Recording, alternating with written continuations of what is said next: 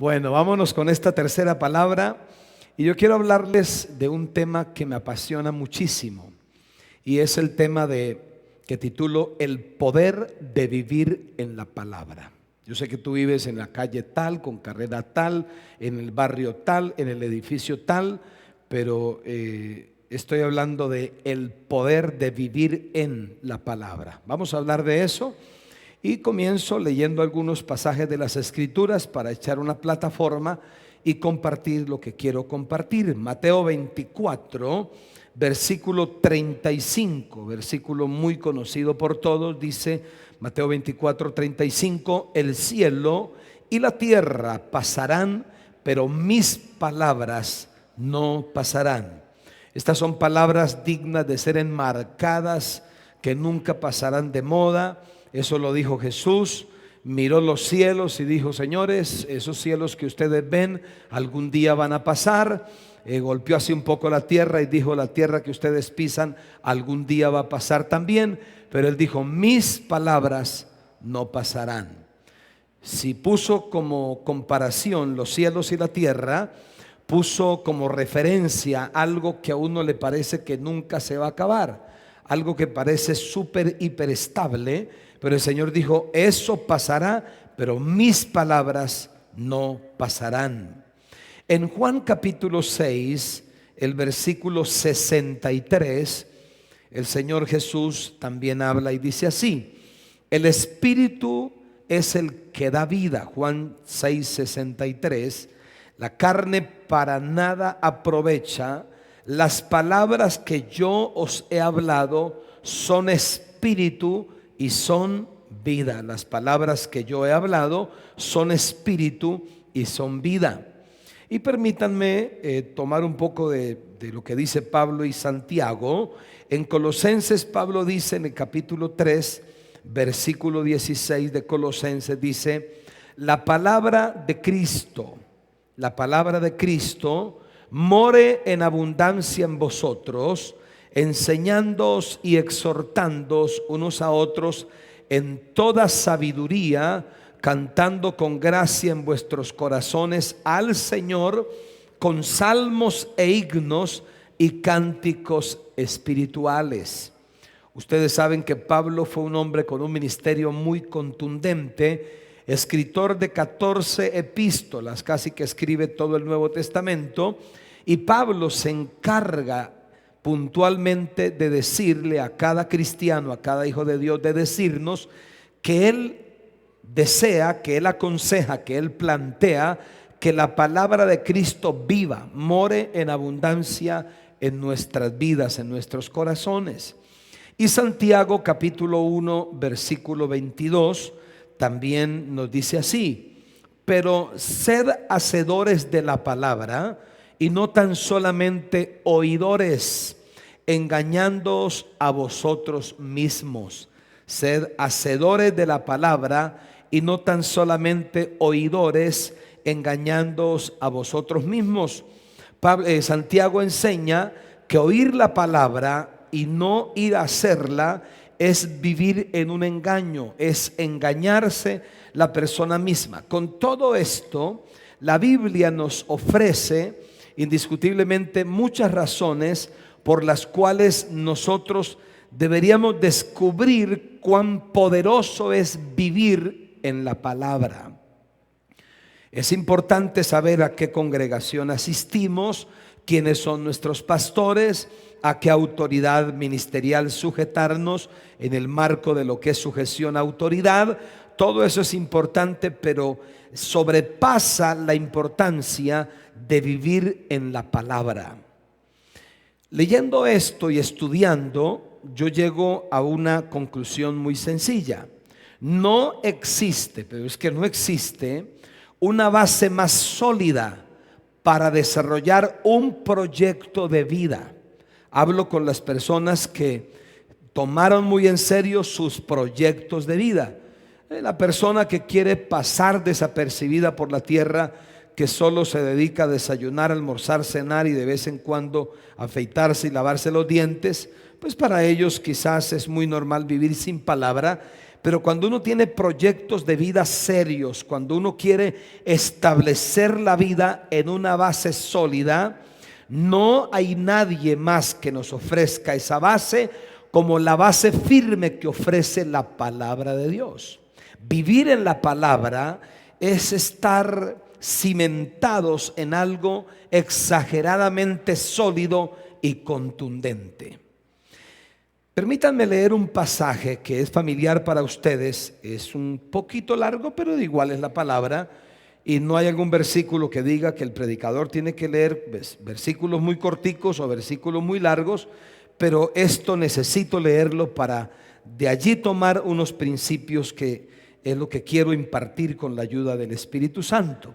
El primer libro de Reyes, en su capítulo 17, nos cuenta unos episodios muy interesantes del profeta Elías, un hombre extraordinariamente poderoso. Tan excelente fue Elías que no se murió, Dios lo traspuso al cielo. Vamos a mirar qué dice primer libro de Reyes 17 y leo para ustedes. Dice así: entonces Elías Tisbita, que era de los moradores de Galad, dijo a Acab: vive el Señor Dios de Israel, en cuya presencia estoy, que no habrá lluvia ni rocío en estos años, sino por mi palabra. Y vino a él palabra del Señor diciendo: apártate de aquí, vuélvete al oriente y escóndete. Di conmigo: escóndete. Escóndete en el arroyo de Kerib, que está frente al Jordán.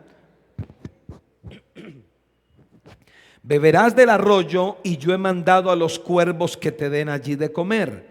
Y él fue e hizo conforme a la palabra del Señor, pues se fue y vivió junto al arroyo de Kerib, que está frente al Jordán. Y los cuervos le traían pan y carne por la mañana y pan y carne por la tarde, y bebía del arroyo. Pasados algunos días se secó el arroyo, porque no había llovido sobre la tierra. Vino luego a él palabra del Señor diciendo: levántate, vete a Sarepta de Sidón y mora allí. He aquí yo he dado orden allí a una mujer viuda que te sustente. Entonces él se levantó y se fue a Sarepta, y cuando llegó a la puerta de la ciudad, he aquí una mujer viuda que estaba allí recogiendo leña, y él la llamó y le dijo: te ruego que me traigas un poco de agua en un vaso para que beba. Y yendo ella para traérsela, él la volvió a llamar y le dijo: te ruego que me traigas también un bocado de pan en tu mano. Y ella respondió: vive el Señor tu Dios, que no tengo pan cocido, solamente un puñado de harina tengo en la tinaja y un poco de aceite en la vasija. Y ahora recogía 2 leños para entrar y prepararlo para mí y para mi hijo, para que lo comamos y nos dejemos morir. Elías le dijo: no tengas temor, ve, haz como has dicho, pero hazme a mí primero de ello una pequeña torta cocida debajo de la ceniza y tráemela, y después harás para ti y para tu hijo. Porque el Señor Dios de Israel ha dicho así: la harina de la tinaja no escaseará, ni el aceite de la vasija disminuirá, hasta el día en que el Señor haga llover sobre la faz de la tierra. Entonces ella fue e hizo como le dijo Elías, y comió él y ella y su casa muchos días. Diga conmigo: muchos días. Y la harina de la tinaja no escaseó, ni el aceite de la vasija menguó, conforme a la palabra del Señor, o que el Señor había dicho a Elías. Después de estas cosas aconteció que cayó enfermo el hijo del ama de casa, y la enfermedad fue tan grave que no quedó en el aliento. Y ella le dijo a Elías: ¿qué tengo yo contigo, varón de Dios? ¿Has venido a mí para traer a memoria mis iniquidades y para hacer morir a mi hijo? Él le dijo: dame acá tu hijo. Entonces él lo tomó de su regazo y lo llevó al aposento donde él estaba, y lo puso sobre su cama. Y clamando al Señor dijo: Señor Dios mío, aún a la viuda en cuya casa estoy hospedado has afligido, haciéndole morir su hijo. Y se tendió sobre el niño 3 veces y clamó al Señor y dijo: Señor Dios mío, te ruego que hagas volver el alma de este niño a él. Y el Señor oyó la voz de Elías, y el alma del niño volvió a él y revivió. Tomando luego Elías al niño, lo trajo del aposento a la casa y lo dio a su madre y le dijo: Elías, mira, tu hijo vive. Entonces la mujer dijo a Elías: ahora conozco que tú eres varón de Dios y que la palabra del Señor es verdad en tu boca. Ahora conozco que eres varón de Dios y que la palabra del Señor es verdad en tu boca. Si con solo ponerle un poco de cuidado a este pasaje, nos damos cuenta que Elías no tuvo otra alternativa que vivir o experimentar el poder de vivir en la palabra. Esa fue la única alternativa. Le tocó irse de su casa que tenía, le tocó irse dependiendo solamente de Dios, le tocó irse y refugiarse solamente. Él se compenetró en la palabra. Creí pertinente este pasaje para enseñar los siguientes principios, sabiendo que aunque tenemos muchas cosas a la mano, aunque tenemos buenos amigos, aunque tenemos pastores muy responsables, aunque tenemos buena palabra que nos predican cada domingo o cada vez que nos reunimos, es imperiosamente necesario y es muy importante que nosotros caminemos hasta llegar a la dimensión de vivir en el poder de la palabra. Hay un poder ahí que se activa cuando tú y yo vivimos en la palabra. Entonces, después de leer este pasaje, respondo a la siguiente pregunta: ¿cómo y qué implica vivir en la palabra? ¿Cómo es eso de vivir cómo se logra activar ese poder de vivir en la palabra? ¿Y qué implica vivir en esa palabra? Aquí tienes estos principios que te van a bendecir hasta la médula el resto de tu vida. Primer principio, ¿por qué es poderoso vivir en la palabra? Primero, porque cuando se vive en la palabra implica estar escondido en ella. Lo primero que una persona experimenta cuando vive en el poder de la palabra es que es invitado a estar escondido en ella. Dios le dio un sitio geográfico a Elías. Le dijo: vete al arroyo de Querib. Yo investigué y el arroyo de Querib dice que el arroyo de Querib era un lugar de difícil acceso. Era una hendidura entre unas peñas. Por eso, aunque el rey buscó al profeta, lo buscó como aguja entre un pajar, nunca lo encontró, porque nadie se imaginó que Elías se fuera a esconder en ese arroyo. Pero estar allá en ese arroyo implicaba estar dependiendo únicamente de aquello que Dios le había dicho a él, de aquello que Dios le había hablado a él. Entonces cuando uno se lanza a activar el poder que hay en la palabra, uno de inmediato recibe la invitación a estar escondido en esa palabra. Estar escondido en ella no es esconderse de la sociedad, no es ocultarse, no es volverse un ermitaño. Estar escondido en ella es entrar en la palabra para no ser hallado por la voluntad humana.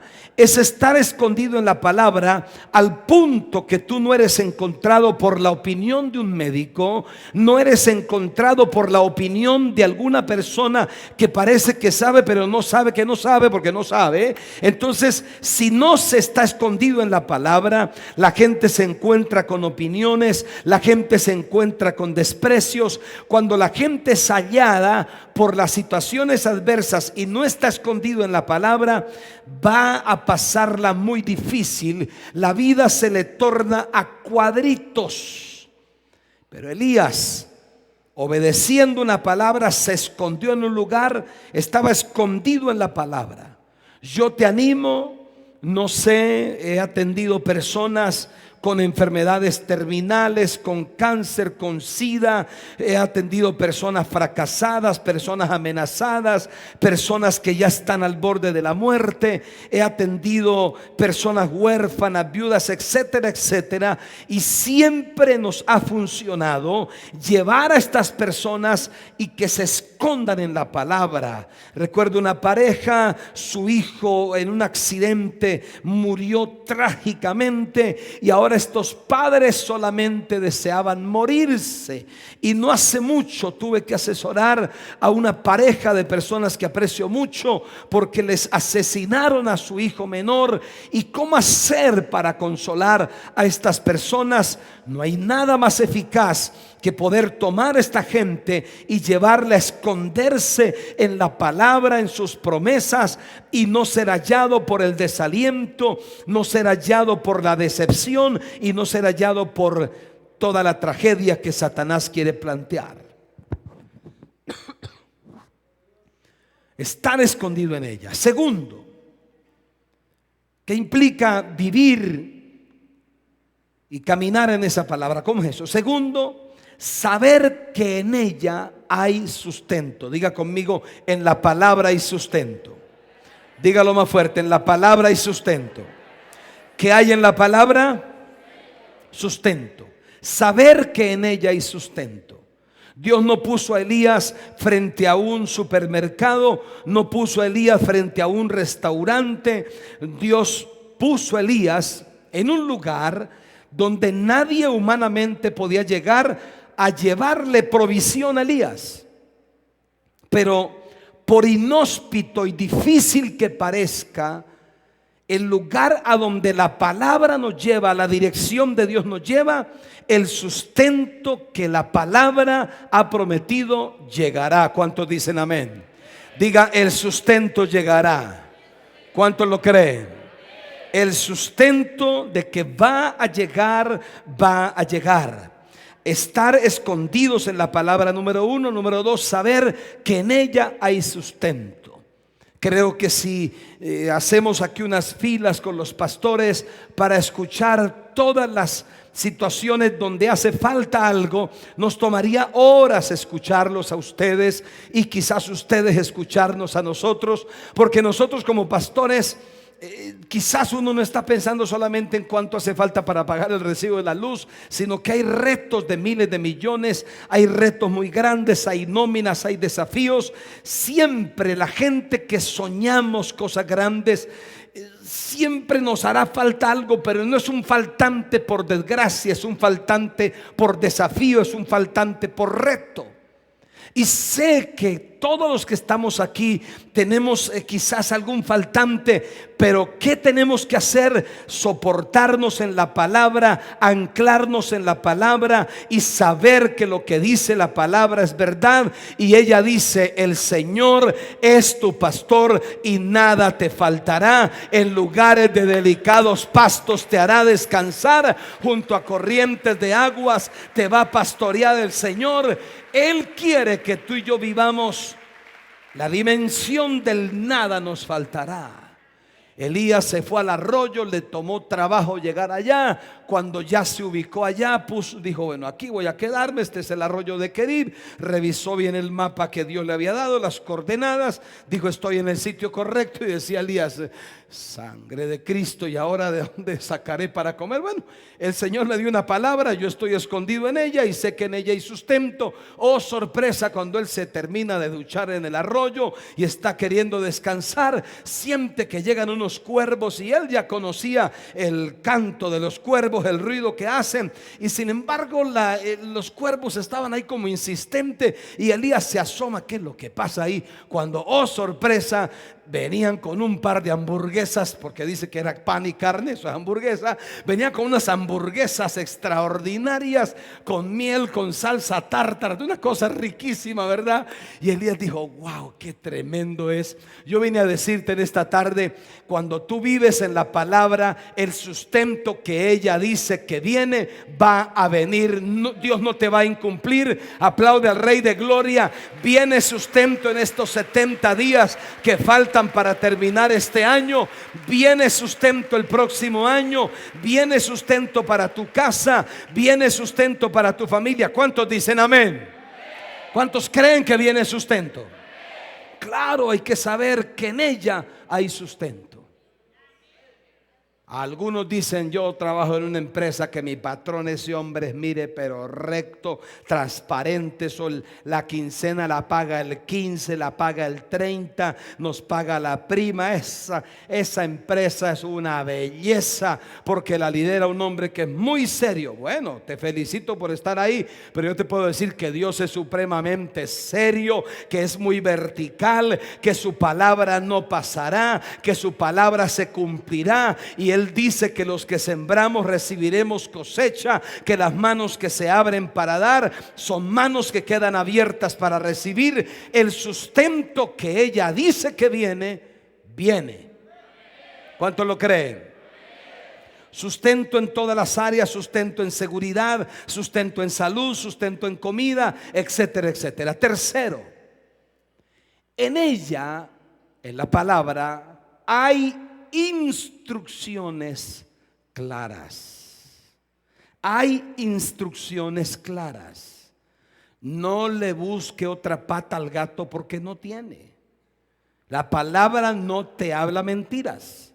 En ella hay instrucciones claras. Dios le dijo: vete al arroyo de Querib, quédate ahí y ya te diré qué tienes que hacer. Cuando el arroyo se secó, vino la palabra y le dio instrucciones. Le dijo: vete a Sarepta de Sidón. No lo envió para otro pueblo, no lo envió para otro municipio. Le dijo: vete a Sarepta de Sidón. Yo le he dado orden a una viuda que te sustente. Él encontró instrucciones claras. La palabra le dio instrucciones claras de hablarle al rey. Él le dijo al rey: no lloverán los próximos años si no es por mi palabra. Cada momento que Elías requería una palabra, la palabra venía a él con instrucciones claras. ¿Cuántos lo creen? La palabra te da instrucciones claras. Ella nos dice, por ejemplo, honra a tu padre y a tu madre. Son instrucciones claras. Ella dice que hay que sujetarnos a toda autoridad. Son instrucciones claras. Ella nos enseña a ser personas agradecidas. Ella nos enseña a ser transparentes, a ser honrados. La Biblia dice: no matarás, no robarás, no envidiarás el empleado de tu prójimo. Ella te dice: ama a tu prójimo como a ti mismo. Ella te dice: no te confíes en ti mismo. La palabra tiene instrucciones claras. Te dice: no vivas con la pareja sin casarte, cásate. La palabra te dice cuáles son tus responsabilidades con tu pareja, tanto al hombre como a la mujer como al hombre. Nos dice a los padres cuáles son nuestras responsabilidades para con nuestros hijos. La Biblia no tapa nada, tiene instrucciones claras. ¿Estamos de acuerdo?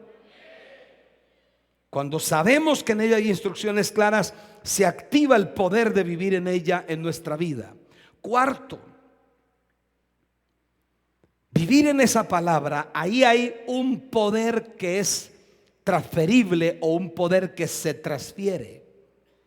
Es estar en esa palabra, es estar activando un poder que se transfiere. ¿Cómo así? Pensemos un poquito en la escena. Elías llega a Sarepta. Era fácil identificar cuáles eran las viudas por su forma de vestir. Y entonces vio a una y dijo: yo pienso que esta puede ser, vamos a ponerle una prueba un poquito difícil. Y le dijo: señora, ¿usted podría por favor traerme un vaso con agua? Recuerde que estaban en pleno verano. La señora le dijo: con mucho gusto, ya voy a traérselo. Y cuando ella corrió a traerle el vaso de agua, el profeta le dijo: disculpe señora, disculpe, ¿podrías también traerme una arepa, una torta, alguna cosa así, que tengo hambre?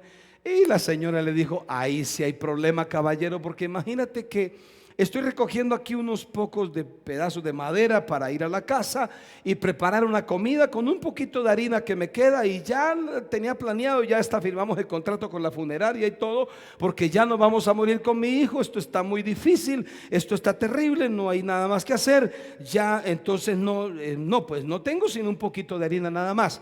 Esta señora tenía un plan ya de muerte, un plan final. Ella sabía que no había escapatoria, pero el que vive en la palabra no solo tiene una ráfaga de versículos para dispararle a alguien, sino que esa palabra le da a la persona un poder que se puede transferir. Entonces él le dice a la señora: no, un momentico, señora, yo le voy a decir lo siguiente. A mí Dios me dijo a través de una palabra, me dijo que mientras no llueva, la harina no va a escasear ni el aceite va a menguar. ¿Cuál era la diferencia entre esta señora? Si tú miras, tenía más la señora que lo que tenía Elías. La señora tenía un hijo, Elías no andaba ni con la suegra, ni con ningún sobrino, ni nadie, andaba solo. La señora tenía una casa donde vivía, Elías venía de una cueva y no sabía dónde iba a pasar los siguientes días. La señora tenía un poco de agua, Elías no tenía agua. La señora tenía un poco de harina, Elías no tenía harina. La señora tenía un poco de aceite, Elías no tenía aceite. ¿Y cómo es posible que esta que tiene algo de lo que aquel no tiene esté pensando en morirse, y el que no tiene pero tiene la palabra está pensando en vivir? ¿Qué es lo que hace la diferencia? La palabra. Entonces tu vecino no sé cuántas cosas tiene, pero tú tienes la palabra. Y aparentemente tú tienes menos que tu vecino, pero tienes la palabra. Elías la miró y le dijo: señora, yo quiero decirle algo. El Señor a mí me dijo que la harina no va a escasear, el aceite no va a menguar. Me hace el favor y de esa harina que tiene me prepara una arepa santanderiana con chicharrón de marrano molido y me la trae, señora, que tengo hambre. Y yo profetizo sobre tu casa que la harina no va a escasear y el aceite no va a menguar. Y dice la Biblia que ella corrió y le preparó aquella arepa al profeta y se la trajo. Alguno pudo haber dicho: qué tipo tan aprovechado, cómo le quita la pobre comida que tiene esta pobre viuda que está muerta de hambre. No era aprovechado, era profético. La persona que tiene la palabra tiene un arrojo profético, y lo que hay en esa persona es un poder que se transfiere. Allá la gente que vivía le decían: señora, pero usted qué va a hacer, usted está loca, ¿cómo le va a dar la torta a ese pastor? Ese pastor es un loco, le anda pidiendo la plata a la gente para comprar casas y construir iglesias. Usted se la pasa lavando y planchando y ahora están locos. Y ella decía: no, yo no estoy loca, yo tenía planes de morirme y ahora si me muero más rápido, pero yo le voy a creer a algo que ese hombre dice. Ese hombre dice que Dios dice que él dijo que la harina no va a escasear. Eso yo no lo sabía, ahora que lo sé, va a haber arepa para todo el mundo y agua para todo el mundo y aceite para todo el mundo. Y dice la palabra que comió él y comió ella y comió la casa de esta señora por muchos días. Diga conmigo: por muchos días. ¿Por cuántos días comieron? Por muchos días. Cuando vives en el poder de la palabra, hay un poder que está en ti para ser transferido. El profeta le dijo: dame de aquello que tienes y yo te daré de aquello que tengo. ¿Qué es lo que tengo? Palabra. Palabra que multiplica, palabra que activa la vida, palabra que aleja la muerte, palabra que aleja todo indicio de muerte. Al siguiente día o a los 8 días la señora fue a la funeraria y le dijo: don Víctor, vengo a disolver el contrato de entierro, porque por lo que veo, si quiere camine y mira, tengo bultos de harina, se me multiplicó la harina, ya no me voy a morir. Quiero que vayas y le digas a la gente allá acerca a tu casa, decirles: mira, este fin de año va a ser el mejor fin de año de toda nuestra vida. Vamos a vacacionar, vamos a invertir, vamos a diezmar, vamos a ofrendar, vamos a comprar casa nueva, vamos a tener lo que nunca habíamos tenido, porque Dios está vivo y su palabra Él la respalda. ¿Cuántos dicen amén? Aleluya. Y quinto y último, cuando se vive en el poder de la palabra, la palabra proporciona actitud para la vida. ¿Cómo así? La palabra proporciona actitud para la vida. ¿A qué me refiero con esto? La Biblia dice que el hijo de esta señora se enfermó y fue tal la enfermedad que murió. Y cuando el niño muere, trae el niño al profeta y le dice: disculpe, profeta, ¿has venido para sacarme un poco de esqueletos que tengo en mi closet, desmantelar mis pecados, hacerme sentir culpable? Y él le dijo: no, señora, yo vine solamente para bendecir. Es más, llegué aquí a tu casa porque Dios me dio una palabra. Ella le dijo: pues bueno, no sé qué pasó, pero mire, el niño se murió. Y aquel hombre va y toma al niño, lo lleva a su cuarto, se acuesta sobre él 3 veces, ora a Dios, le dice: Señor, oro para que el alma de este niño vuelva a su cuerpo. Y el niño resucitó y lo trajo a esta mujer, y aquí le cambia la vida a esta mujer para siempre. Yo me pregunté por qué el profeta no se fue antes, porque él tenía que estar ahí hasta que esta mujer pudiera decir lo que dijo. Ella le dijo al profeta: ahora conozco. Profeta, yo vi multiplicar el aceite, yo vi multiplicar la harina, pero todavía no conocía. Ahora conozco que tú eres varón de Dios. ¿Y qué más conoce, señora? Y que la palabra del Señor es verdad en tu boca. El profeta le dijo: señora, voy a alistar maletas, llegó mi tiempo de irme. Dios me trajo aquí hasta el día que tú conocieras cuán poderoso es vivir en la palabra. Señores, si algo venimos a la iglesia es porque Dios quiere enseñarnos cuán poderoso es vivir en la palabra. Cuando tú vives en la palabra te da actitud para la vida. Esta señora andaba buscando culpables de por qué se le murió su hijo, andaba buscando chivos expiatorios. Esta señora, cuando vio a su hijo enfermo, decía: eso es el pecado que cometí hace 23 años, el aborto que cometí cuando tenía 18 años, ahora viene y me mata al hijo. Todavía andaba buscando allá culpabilidades y cosas muy terribles que había hecho. No vivía en la dimensión del poder de la palabra. Pero ahora esta mujer dice: ahora conozco que la palabra de Dios es verdad en tu boca. Escúchame, por favor. Una misionera, después de terminar un evento, me regaló un libro y me dijo: apóstol, el hombre de quien se habla en este libro todavía vive. Me dijo: tuve el honor de escucharlo predicar en vivo no hace muchas semanas.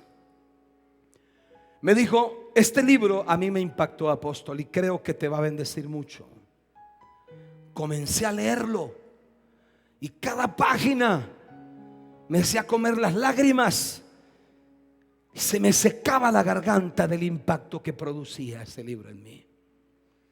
El libro se llama El hombre celestial. Comencé a leer y a entender. Es la historia de un hombre pequeño de estatura, un hombre de la China. Aquel hombre, cuando tan solo era un niño, alguien le habló de Cristo en medio de mucha persecución, y él entregó su corazón a Dios. Un día que su papá se enfermó de muerte y alguien vino y oró por su papá, y Dios sanó a su papá. En ese tiempo era muy difícil, casi imposible, encontrar una Biblia en la China. Y entonces el niño comenzó a enamorarse de Dios, pero lo que apenas le enseñaba a su mamá, la persecución había hecho que mataran a los pastores. Era muy difícil encontrar cristianos, dice el libro. Pero alguien, en todas sus diligencias que hizo este niño, le dijo: tu vida jamás será igual el día que leas la Biblia. Y entonces él comenzó a mirar cómo podía hacerse a una Biblia. Y alguien le dijo: mira, en tal aldea hay un anciano que era muy amigo de un pastor. ¿Por qué no lo buscas y le preguntas si él sabe cómo conseguir una Biblia? Y se fue kilómetros andando a pie, y encontró la aldea de aquel anciano.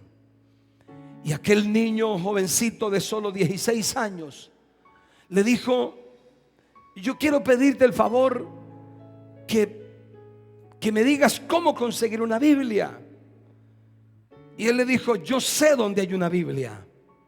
Y él le dijo: ¿por qué no me la dejas ver al menos? Yo quiero, déjamela ver así sea de lejos. Y el hombre le dijo: no, si tú quieres una Biblia, pídesela a Dios, Él se la va a dar. Y el niño le dijo, el jovencito misionero le dijo: ¿y cómo hago para que Dios me dé una Biblia? Le dijo: pues ayune y ore que Dios le dé una Biblia. Y se fue a su casa y comenzó a ayunar y a orar muchos días. Y entraba en ayuno en su cuarto y comenzaba a clamar: Dios mío, dame una Biblia, yo quiero una Biblia. No estoy hablando de hace muchas décadas, no hace mucho tiempo eso. Y dice que una mañana tuvo un sueño, y en ese sueño él veía que cerca a su casa venía un anciano corriendo. Y el anciano venía y gritaba el nombre de él, y él salía a encontrarse con el anciano. Y el anciano le decía: Dios me dijo que tú le pediste una Biblia y vengo a traérsela. Y se despertó del sueño, dijo: ay, Dios mío, esto era un sueño. Y siguió clamando al Señor. Y cualquier mañana de esas, estando en su casa, escuchó que alguien afuera gritaba su nombre. Y él salió de su pequeño rancho y miró, y era el anciano que él había visto en el sueño, un anciano que él nunca había visto. Y aquel anciano le dijo: mira, yo vivo en tal aldea, tantos kilómetros, he caminado tantas horas, pero yo estaba en ayuno y oración todas estas semanas. Y estando en ayuno y oración, Dios me dijo que desenterrara una Biblia que hace varias décadas está enterrada, metida en una lata de aluminio que se guardó allí. Un pastor la guardó antes que la asesinaran, lo asesinaran, y me dijo dónde estaba. Y estando yo en ayuno y oración, Dios me dijo que desenterrara esa Biblia y viniera y te la trajera, que tú necesitas esta Biblia. Dice la historia que aquel niño apenas medio podía leer algo y comenzó a armar frases y comenzó a aprender a leer. No dormía en las noches leyendo la Biblia. Llegó a desarrollar tal destreza que se aprendía un capítulo diario de memoria. El primer libro que se aprendió de memoria fue todo el libro del Evangelio de Mateo. Y luego se aprendió el de Marcos, se aprendió todos los evangelios y comenzó a aprenderse toda la Biblia de memoria. Y entonces un día, pasados los años, le dijeron que por qué no iba a enseñarle a otros de las cosas de Dios, y él no sabía cómo predicar. Y dice que su primera predicación llegó a una aldea. Estaban reunidos en secreto algunas personas, 14, 20 personas reunidas. Y como él no sabía qué predicar, entonces él comenzaba a recitar. No, tampoco podía llevar la Biblia, la tenía escondida. Entonces comenzaba a recitar todos los capítulos que se leía, se sabía de memoria. Y dice el libro que mientras él recitaba el Evangelio de Mateo, los ciegos se sanaban, los paralíticos se levantaban, la gente se levantaba de las enfermedades solo con leer la palabra. Y él estaba asombrado. Este hombre no hace muchas décadas desató un movimiento poderoso en la China. Vino persecución contra él. Le estoy resumiendo la historia. Carteles hace unas décadas pegados en la pared buscándolo a él. Y entonces él cuando quería ayudar a sus hermanos para que no los atraparan por la calle, él comenzaba a gritar. Le decían: ¿tú quién eres? Y él gritaba: yo soy un hombre celestial, yo soy un hombre celestial, yo soy un hombre celestial. Y cuando los hermanos escuchaban que él decía eso, era que estaba en peligro y que tenían que orar y ayunar para que Dios lo librara. Y por eso él fue llamado el hombre celestial. Pero él dice: mis primeras predicaciones fue recitar la palabra de Dios. Yo digo: Dios mío, perdónanos, porque hoy una Biblia puede valer 7,000 pesos, 8,000, 12,000 pesos, y ni así la tenemos. Y cuando se tiene, Aquel niño se aprendía diario un capítulo. Ahora en el año nos aprendemos un versículo. Sin embargo, queremos experimentar el poder de vivir en la palabra. Amada iglesia, tenemos que pedirle perdón a Dios, porque nuestra actitud frente a la palabra no ha sido la más coherente. Tú que nos visitas por primera vez, querida dama, estimado caballero, te has preguntado por qué a mí me va mal, por qué las cosas no me salen como yo he pensado. ¿Sabe una cosa? Lo más seguro es que en tu vida falte palabra de Dios. No solo pertenecer a una religión, lo que hace falta que en tu vida le des lugar a la palabra de Dios. La palabra de Dios no es propiedad de la iglesia evangélica, ni de la iglesia adventista, ni de la iglesia católica. La palabra de Dios es eso, la palabra de Dios. Escúchame bien. Le preguntaron a uno de los arquitectos más prestigiosos de los Estados Unidos. Le dijeron: arquitecto, de todos los edificios y las obras majestuosas que has construido, ¿podrías decirnos cuál es la que más te gusta? ¿Cuál es a tu parecer la más impactante? Y aquel hombre, sin pestañear sus ojos, respondió de inmediato: la próxima. Tiene que haber un algo dentro tuyo que no te deje vivir del pasado y que te extienda al futuro. Lo más lindo en tu vida, según la palabra, no es lo que ya pasó, es lo que viene. Lo más extraordinario no es lo que ha pasado, es lo que va a pasar. ¿Dónde lo encuentras? ¿Cómo lo descubres? En tu relación con Dios y con la palabra. Yo te animo, caballero, separa tiempo a la palabra. Dama, señorita, joven, profesional, empresario, dale tiempo a la palabra. Desayuné con un empresario muy rico, el hombre. Cenamos. Llegó al restaurante, una Biblia pequeña de borde dorado, muy hermosa. No estaba todavía la tecnología tan avanzada. La puso en la mesa donde íbamos a comer. Yo le dije: no me pongas a hablar, quiero escucharte. Me contó parte de su vida. Me dijo: Jesús, desde que yo era niño yo jugué a ser gerente. Yo agarraba las medias veladas de mi mamá, decía él, y me las ponía de corbata, y yo jugaba que yo era gerente. Y me tomé tan en serio eso que efectivamente tengo varias carreras, tengo posgrados, soy bilingüe, tengo estudios en el exterior. Me dijo: dentro de mis bienes acabo de comprarle 1000 carros a la Nissan. Tengo tantas fincas de ganado lechero, tantas fincas de ganado de engorde, tantas miles de cabezas de ganado. Pero agarró la Biblia y me la acercó a la cara. Me dijo: discúlpame, apóstol, pero nada de esas riquezas igual a esto. Dijo: por eso todos los días, y se le cayeron las lágrimas de los ojos a mi amigo. Me dijo: todos los días, 2, 3 de la mañana, yo me siento a deleitarme en ella. Y me dijo: ¿sabes una cosa? Hace 3 años que me encontré con la palabra y aprendí a ser el gerente que quería ser. Y aprendí a ser lo productivo que quería ser. Y aprendí a tener negocios sin poner en riesgo mi familia. Y aprendí a amar a Dios sobre todas las cosas que tengo. Dijo: esto me lo ha enseñado. Me dijo: es el mayor tesoro que tengo hoy día. Si tú piensas que lo más grande que tienes es tu carro, estás equivocado. Si piensas que la riqueza más grande que tienes es tu casa recién construida, estás equivocado.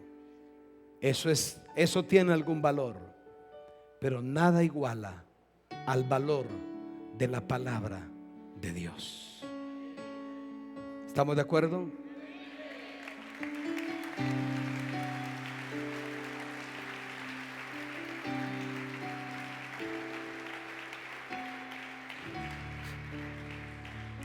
Señor, te doy gracias por permitirme impartir esta palabra. Yo declaro que cada mujer, cada hombre, cada familia aquí representada, Dios, esta palabra llega a sus vidas y les produce un impacto de poder y de gloria tan extraordinario, Señor. Dios,